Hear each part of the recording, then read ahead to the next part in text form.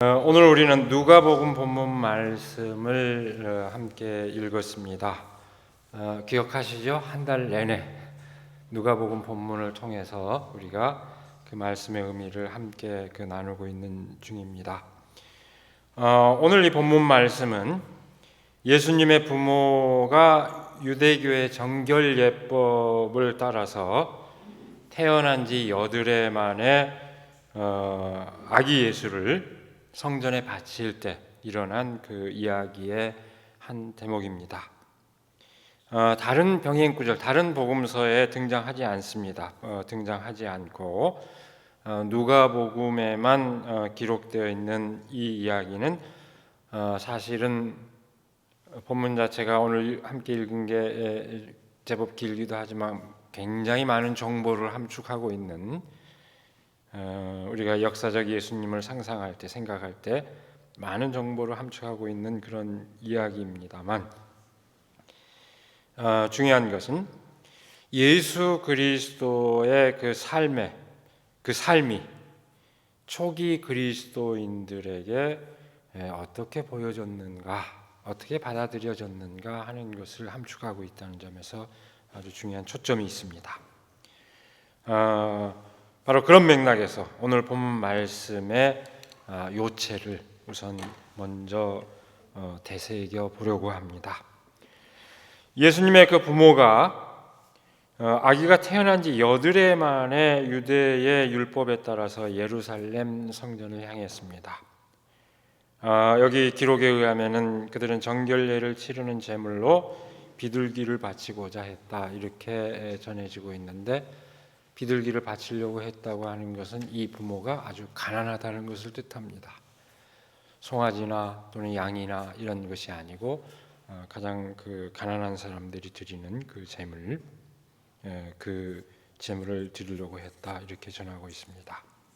바로 그때 평생을 메시아가 오기를 대망하고, 그래서 이스라엘 백성이 구원받는 날만을 고대해왔던 경건한 예언자 시므온이 나타나서 아기 예수를 보고 그를 안고 하나님을 찬양합니다.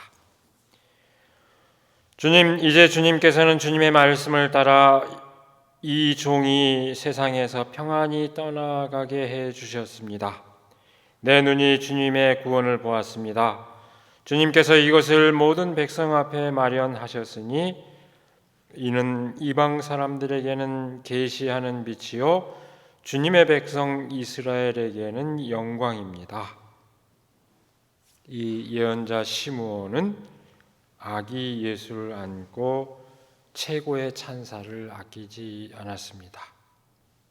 이 말을 들은 부모의 심정은 어땠을까요? 아마 감격했을 것입니다.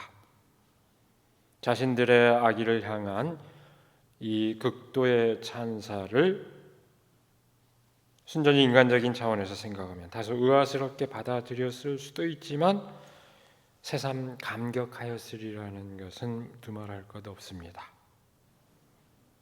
그러나 그렇게 감격에 젖어 있을 그 마리아에게 시므온은 또 이렇게 얘기합니다.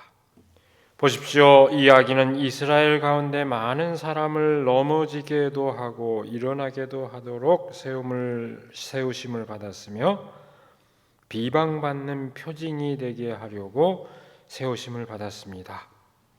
그리고 칼이 당신의 마음을 찌를 것입니다. 그리하여 많은 사람의 마음속 생각들이 드러나게 될 것입니다. 어떻습니까? 이 감격스러운 분위기 가운데서 갑작스럽게 덕담인지 악담인지 알 수 없는 그런 얘기를 또 한 것입니다. 이야기인즉슨 덕담이지만 그냥 덕담으로 받아들일 수 없는 아주 그 비장한 그런 말씀입니다. 그 때문인지 이 말씀 다음에 마리아의 반응이 어땠다 하는 기록은 전혀 없습니다. 아마도 자신의 몸으로 이스라엘을 구원할 메시아를 낳았다는 사실에 감격해하고 있는 마리아에게 그러나 그 예수가 많은 사람들의 비방을 받는 표징이 될 것이다 하는 이야기는 결코 인정하고 싶지 않았을지도 모릅니다. 물론 이 말씀은 예수님께서 장차 감당하실, 그 생애를 통해서 감당하실 그 몫을 예언하는 성격을 지니고 있습니다. 우리가 아는 대로 어떻습니까? 결국 예수님께서는 모든 사람들로부터 외면당하면서 십자가의 고통을 겪게 되었을 때 어머니 마리아의 마음이 칼에 찔린 듯 찢어지게 된 그 상황을 예언한 것입니다. 그래서 지금도 그 예수님 무덤교회 성묘교회에 가면은 마리아 상에 가슴에 칼이 꼽혀 있는 그런 상이 만들어져 있습니다. 근데 아직 그 일을 겪지 않은 마리아로서는 의아스러웠지만 그 말 자체만으로도 받아들이기 쉬운 이야기는 아닙니다. 그 말을 듣는 것만으로도 아마 마음이 이미 칼에 찔린 듯 아팠을 것입니다. 오늘 이야기를 쭉 따라가면은 이 이야기 바로 다음에 또 한 사람의 증인이 등장합니다. 안나라는 여예언자의 등장입니다. 그는 결혼한 지 7년 만에 홀로 되어 84살이 되도록 성전을 떠나지 않고 기도해 왔습니다.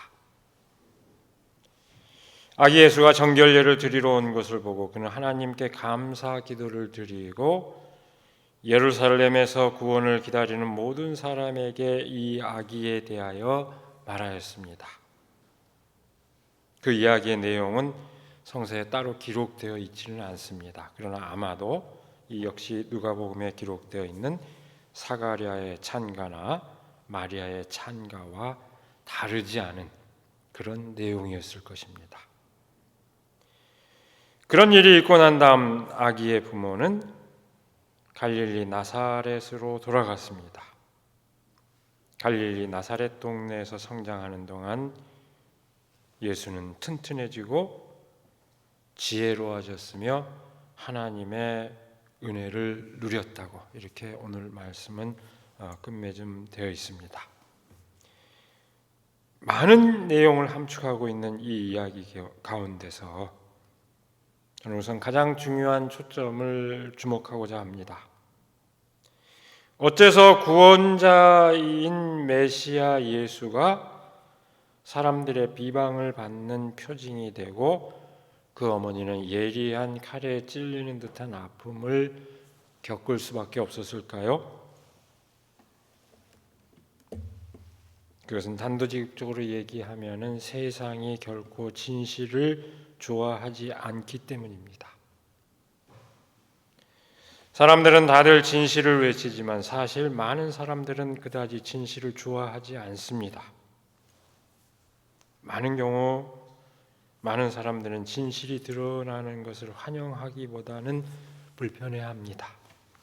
제가 자주 아마 인용해서 얘기했을 것입니다. 진리란 뭐냐? 진리는 우리가 싫어하는 그 무엇이다. 유명한 그 일본의 선사인 마에다 슈이치의 그 책에 나는 이와 같이 들었노라 하는 그 책에 보면은 얘기입니다. 어쩌면 사람들이 받아들이고 있는 그 진리의 성격을 아주 단적으로 잘 꼬집은 얘기입니다. 큰 깨달음을 주는 그런 얘기입니다. 사람들은 우리가 생각하기에 알매의 욕망이 알고자 하는 욕망이 강한 것 같지만 사실상 사람들을 지배하고 있는 것은 오히려 그보다는 무지의 욕망에 사로잡히는 경우가 더 많습니다. 알고 싶어 하기보다는 알고 싶어 하지 않은 욕망. 이것에 의해서 더 우리의 그 삶은 더 지배되고 있는지도 모릅니다. 그러니까 낯선 얘기하면 반응이 없고 아는 얘기해야 반응하는 것도 그런 한 단면입니다.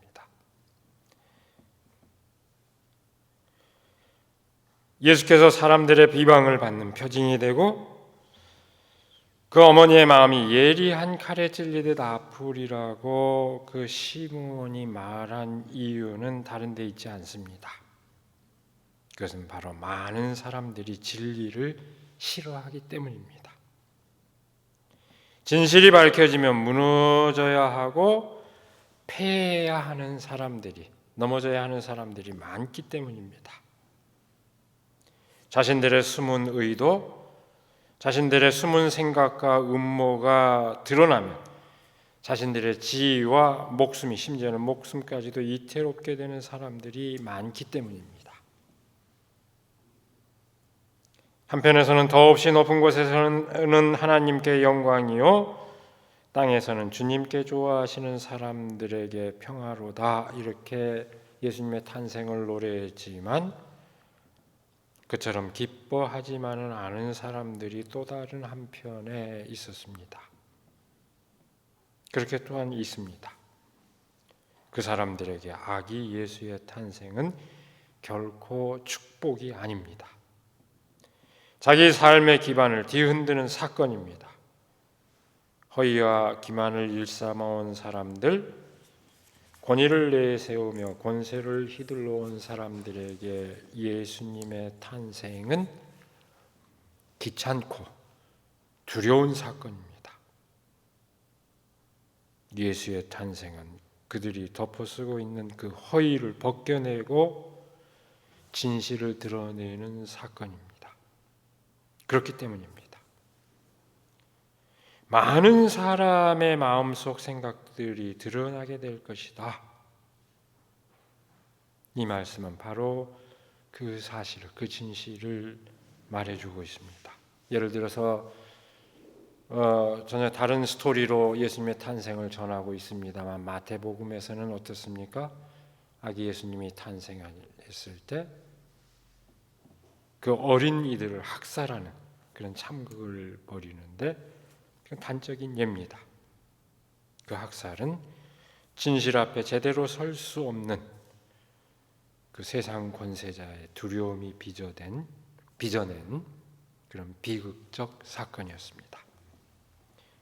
예수님의 생애 또한 어땠습니까? 시므온이 예언한 그대로였습니다. 예수님은 진리를 혐오하고 부정하는 사람들, 다시 말해서 진리를 알지 못하는 사람들로부터 끊임없는 반대의 표적이 되었습니다. 그리고 결국 진리에 대한 처형이다, 이렇게 얘기할 수 있는 십자가형을 받을 수밖에 없었습니다. 진리를 영원히 죽음 속에 가두어둘 수 있다고 생각하는 사람들이 범한 그런 어리석음이었습니다. 그러나 성서는 진리가 압살될 수 없음을 전하고 있습니다. 참 생명이요 진리이신 예수께서는 허위와 죽음의 그 세계를 뚫고 일어나셨습니다. 어둠이 빛을 이길 수 없다는 너무나 자명한 진리의 승리였습니다. 우리 그리스도교 신앙은 바로 그 진실을 믿는 것입니다. 그 신앙은 진실을 두려워하는 세상과 영합하지 않습니다. 어둠이 세상을 온통 뒤덮고 있어 길이 보이지 않는 그런 상황 가운데서 길을 보여주신 것이 예수 그리스도의 몫입니다. 그리고 그 길을 따라 나서는 것이 우리 그리스도인들의 본분입니다. 끝끝내 그 진실을 믿고 따르는 것이 바로 우리 그리스도인의 길입니다. 오늘 본문 말씀은 다시 줄여 얘기하자면 아기 예수의 탄생으로 드디어 오래전부터 갈망해왔던 하나님의 그 구원의 약속이 성취되었다는 것을 전하고 있습니다. 그런데 그 구원의 성취는 단지 이스라엘 백성에게만 해당하는 것이 아니라 세계 만민에게 해당한다는 것이 본문 말씀의 요체입니다. 예수 그리스도의 탄생과 그 삶이 보편적인 그런 구원의 의미를 갖는다는 것을 역설하고 있는 것이 오늘 말씀의 요체입니다. 근데 여러분, 오늘 본문 말씀은 그 요체를 전하는 데서 아주 흥미로운 사실을 전하고 있습니다. 두 증인이 등장해서 그 진실을 확인하고 있는 점입니다.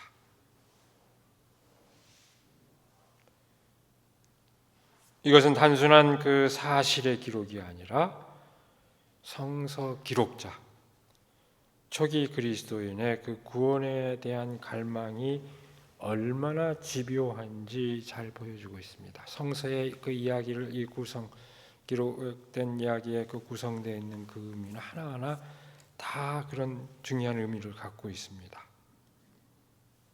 그렇게 일이 벌어졌으니까 그렇게 사실적 기록이라기보다는 어떤 그 열망을 표현하는 하나의 방법입니다.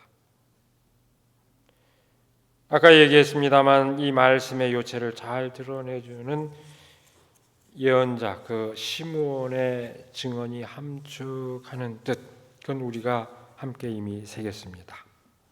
그런데 오늘 본문 말씀은 또 한 명의 예언자의 증언을 기록하고 있습니다. 바로 여예언자 안나의 증언입니다.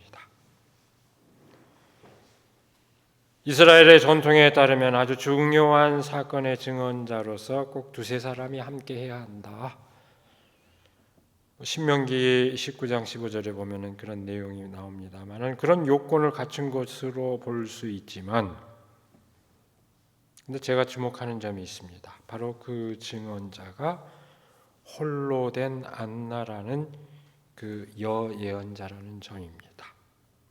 그건 각별한 의미를 지니고 있습니다. 지난주에 우리는 어떤 말씀을 함께 나눴습니까? 마리아의 그 수태고지 함께 나눴습니다.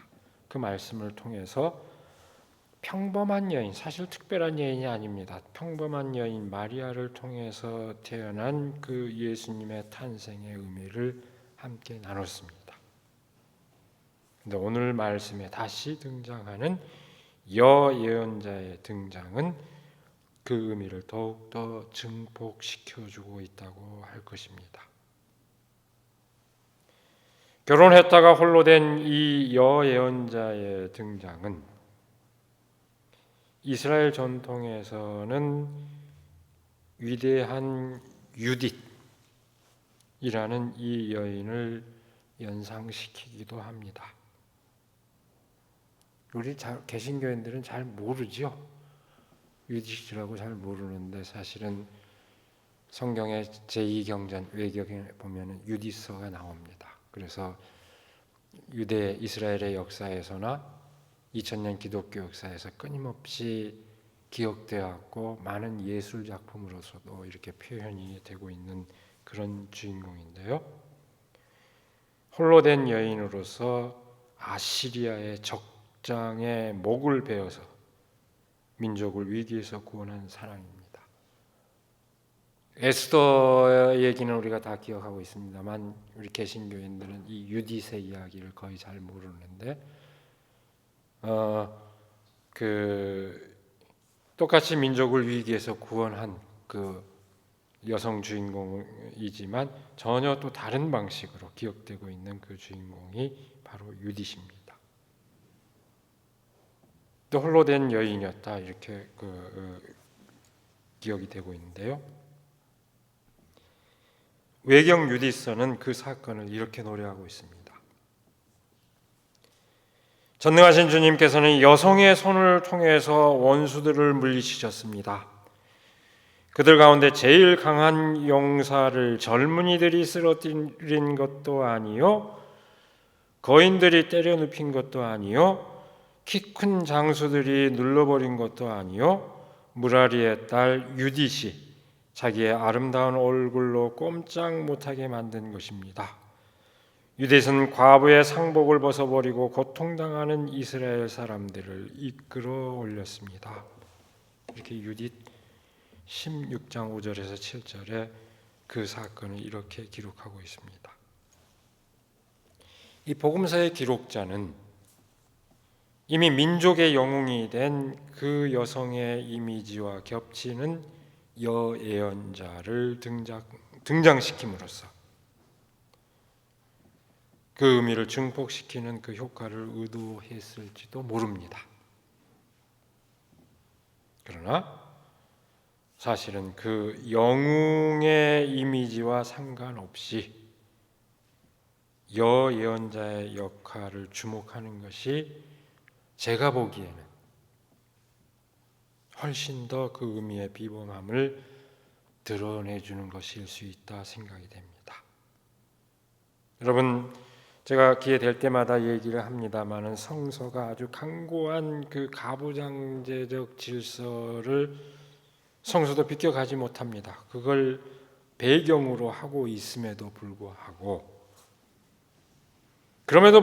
성서는 면면이 결정적인 사건마다 결정적인 역할을 여인들의 이야기를 끊임없이 전하고 있습니다. 그 강고한 가부장제 질서 하에서 이 텍스트 자체가, 그 언어 자체가 사실은 가부장제 질서에서 벗어나 있지 않은 언어들입니다. 그럼에도 불구하고 면면이 성서는 결정적인 사건마다 결정적인 역할을 하는 그 여인들의 이야기를 숨기지 않고 계속해서 전해주고 있습니다.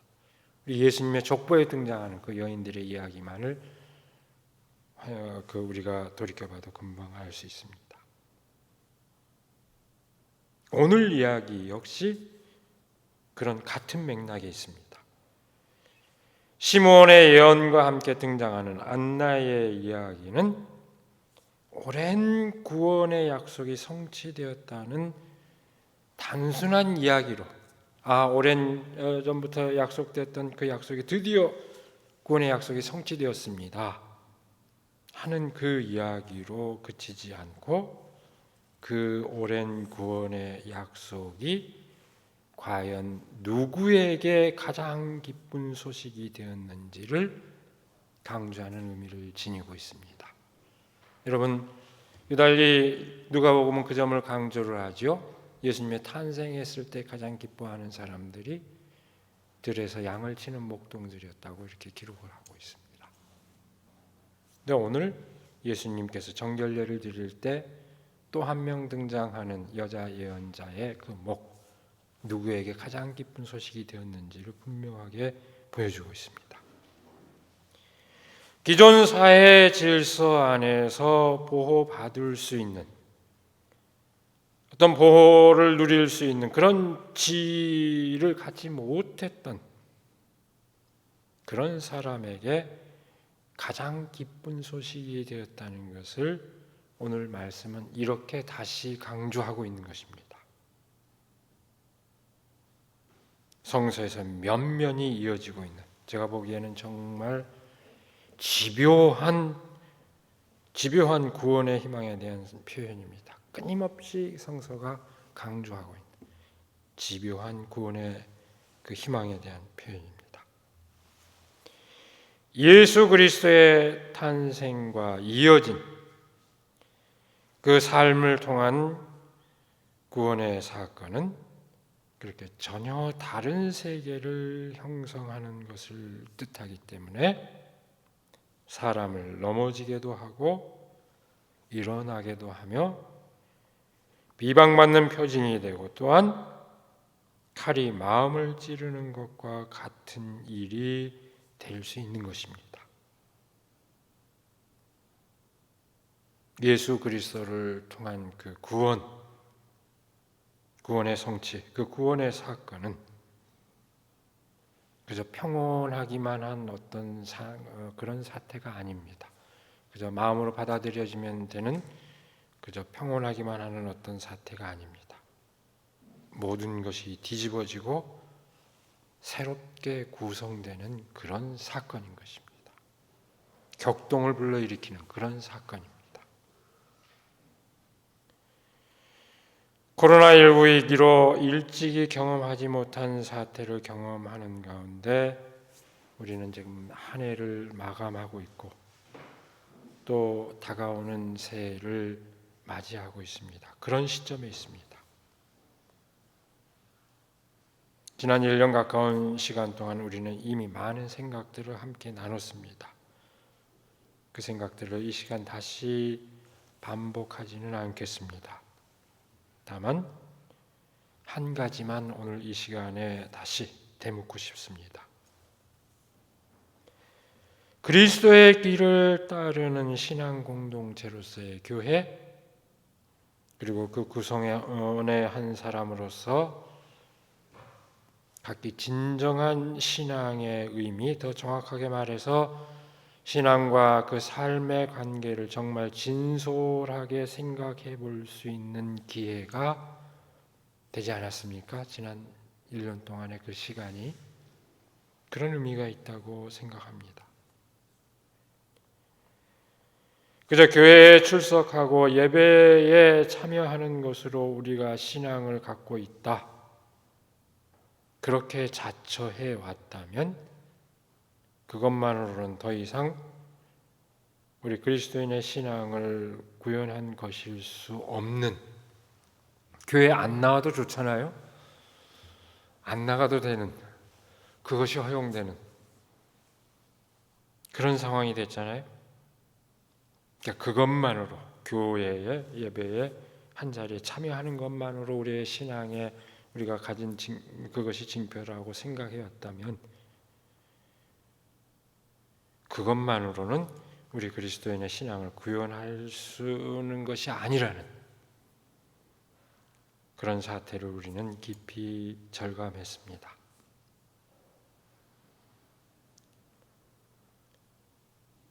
더 근본적으로 물음을 던진다면은 인류 전체가 위기를 겪고 있는 이 와중에 우리들만의 아성을 쌓는 일이 얼마나 부질없는 것인가 하는 것을 우리는 실감하였습니다. 가장 위기에 처해 있는 사람, 가장 절실하게 삶의 안전을 갈구하는 그 사람들이 모든 사람들과 더불어서 평화를 이루는 그 삶의 질서를 이루는데, 거기에 교회 그리고 우리 그리스도인들이 기여하지 못한다면 과연 교회로서, 그리스도인으로서 전제의가 있는 것인가 하는 의문을 우리에게 새삼 던진 한 해였습니다.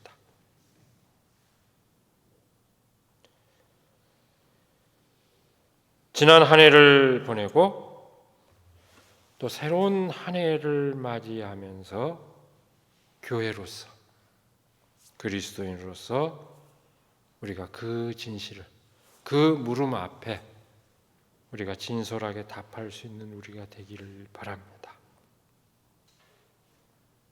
그래서 그 진실을 새김으로써 우리가 진정한 삶의 기쁨을 누리는 우리들이 되고 또 세상에 희망을 전하는 우리의 교회 그리고 우리 한 사람 한 사람이 되기를 시간에 간절히 기원합니다. 기도하겠습니다. 하나님, 지난 한 해의 시간을 보내며 새롭게 맞이할 그 시간 앞에 섰습니다. 우리들 세대에서는 일찍이 겪어보지 못했던 그런 놀라운 재앙을 겪으면서 많은 사람들이, 그리고 여기에 있는 우리들 한 사람 한 사람 모두가 고통을 체감하면서 지나온 시간이었습니다. 그럼에도 불구하고 그 가운데서 저희들을 인도하여 주시고 끊임없이 주님께서 보여주신 그 길을 다시 새기고 다시금 결단하게 하여 주시는 그 은혜를 감사드립니다. 하나님, 저희가 하나님을 저희의 신앙을 고백하고 예수 그리스도를 주로서 고백할 때 과연 위기에 처해 있는 이 세상 한복판에서 저마다의 삶이 어떤 삶이어야 할지 다시금 새길 수 있도록 하나님 함께하여 주시옵소서. 그저 우리들만의 아성을 쌓는 것이 우리들이 해야 할 본분이 아니요, 이 세상의 모든 생명들이, 특별히 가장 연약한 이들이 삶의 기쁨을 누리는 그런 새로운 세계를 향하여서 헌신하고 결단하는 것이 우리의 본분임을 다시 한번 새기게 하여 주시옵고, 새롭게 맞이하는 시간, 그 결단과 더불어 맞이할 수 있도록 하나님 인도하여 주시옵소서. 그 가운데서 참 기쁨을 누릴 수 있도록 하나님 함께하여 주시옵기를 원하며 우리 주 예수 그리스도 이름으로 기도드리옵나이다. 아멘.